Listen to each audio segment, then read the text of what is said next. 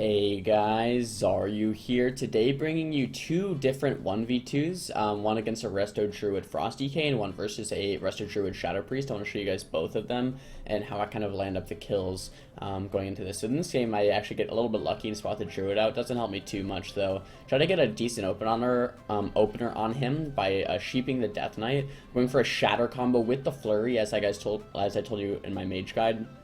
It's one of the best ways to do damage, Frostbolt into the Flurry, but you have to be 20 plus yards away. I tried to switch the damage over to the DK, but he just uses his AMS, and I'm taking quite a bit of damage. So I pop my Temp Shield, go for some Sheeps on the DK to try to reset. So I sheep him 3 times. We do get his Trinket, and the Druid goes for a re-stealth, which is actually fine. I'm just building up Icicles, building up damage, and decided to pop my Mirror Images. Basically just kind of trying to kite him while doing damage and build up big Icicles, so when my Ice form comes back up, I can get a huge Glacial into huge Frostbolts. I try to go for some CC on the Druid. I actually get it in between him shifting forms. So I have him on my focus frame, see when he shifts forms, then boom, land the poly in between. A good Druid isn't going to let this happen, but you can kind of mind game some Druids into letting you do that. So I get 3 Sheeps on the Druid, keep up the damage here on the DK, and it looks like I'm going to kill him, but I don't think I actually get the kill here. I land the counterspell on the regrowth, but we do get IBF, and the DK ends up living. He Wraith Walks behind the pillar, nothing I can really do to chase him, and if I chase him, then I put myself in a very vulnerable spot. So instead of chasing the DK, I wait for him to come to me, and I start DPSing his Druid. So that's very important to note. As a mage, if you chase, you're putting yourself at a huge disadvantage, because you want to keep that distance. He grips me, but I just blink away and just keep using Ice Flows to kite. I get another full Sheep on the Druid, but I am forced into this Ice block here. He did have skin, so he probably wasn't going to die. I come out, get a re-sheep on the Druid, and then I just start pumping this guy.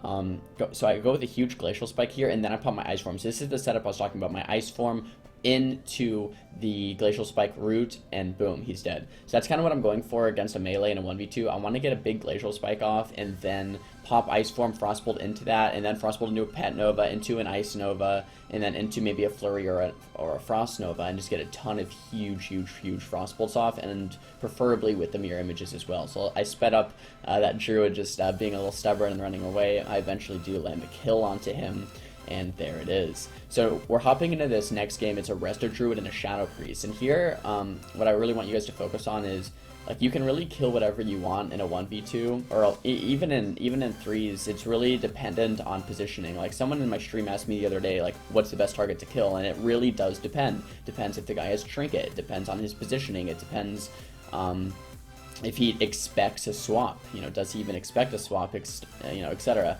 So I was actually just hitting the Priest here, and they both have no Trinket, and I told my stream, I think the Druid looks one-shottable, like, I think he can die. So I Frostbolt, Shatter him, and then go for a huge Glacial Spike and Ice Nova him, and boom, 100 to 0 in one swap, because he didn't notice it was coming. I was hitting the Priest, and I made a swap to him without him really knowing.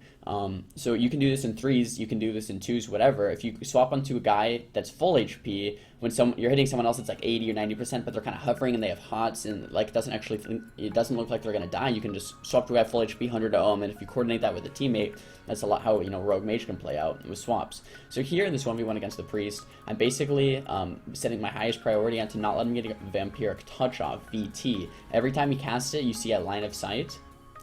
I just line of sighted one there, or a couple seconds ago. Every time he casts one, I either blink, line of sight, or counterspell it. And if he does get some off, I can eventually ice block them. So there was a VT, he almost got it off, but I counterspelled it, you see? If you just don't let Priest get VT, Vampiric Touch, off on you, there's not much they can do. He goes in through his Disperse. It might take a while to kill him, but as long as I keep, no dots on myself, I should be completely okay. So I'm just running around, eating here, back to full HP. The Priest is trying to heal up, but that shouldn't be too much of an issue. If anything, I can just sheep him and reset again. But yeah, the VT, boom, counterspell. I don't want the VT to go off. The VTs heal him, and they do a lot of his damage. So Mind Bomb is on me, and before it procs, I go out of line of sight, so he can't actually VT me. I Frost Nova him once again. He casts VT, I'm line of sight once again. I'm using this Ice Flows to go back behind the pillar, and then back to cast my Frostbolt so that he can't actually interrupt it in any way. VT, line of sight again. It might look like a kind of like a lame way to play, but that's how you have to do it if you want to win. Counterspell the Mind Blast. Oh, this clip ends a little early, but there he goes. You can see that he does die. Thank you so much for watching, guys. I hope you guys liked this analysis. Thumbs up if you liked it, thumbs down if you didn't, and let me know in the comments what you guys want to see next time. Peace!